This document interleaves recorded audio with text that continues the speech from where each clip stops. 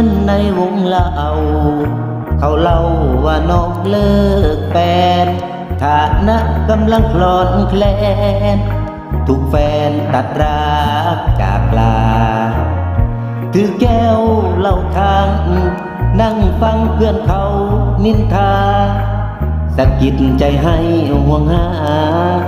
ฐานะเคยเป็นแฟนเก่าถึงเคยซึมเศร้าตอนเจ้าตัดหักสิ้นใหญ่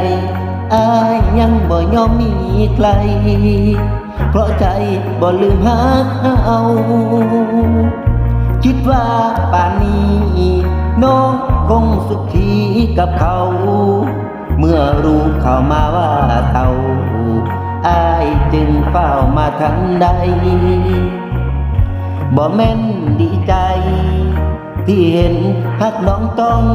จอดแต่ด้วยพวงแรกคือโท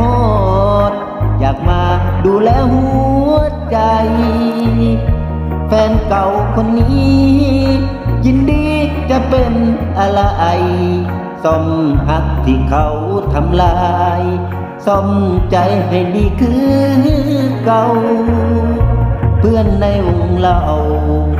เขาเว้าจังใดกะสานอายพร้อมกลับมาร่วมทาง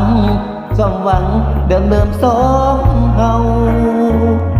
ผู้ซ่อมรักแน่อะไรแท้แก้ทุกเรื่องราวขอเพียงแต่น้องลืมเขา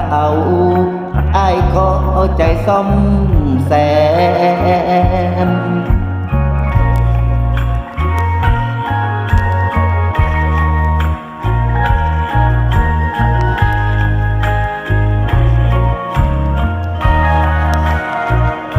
บอกแม่นดีใจ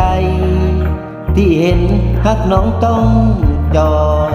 แต่ด้วยห่วงแรกคือโทษอยากมาดูแลหัวใจแฟนเก่าคนนี้ยินดีจะเป็นอะไรซ่อมหักที่เขาทำลายซ่อมใจให้ดีคือเก่าเพื่อนในวงเล่าเขาเว้าจังใดกะสร้างอายพร้อมกลับมาร่วมทางสมหวังเดิมสองเฮาอู่ซ่อมรักแน่อะไรแท้แก้ทุกเรื่องราวขอเพียงแต่น้องลืมเขาอายขอเอาใจซ่อมแซ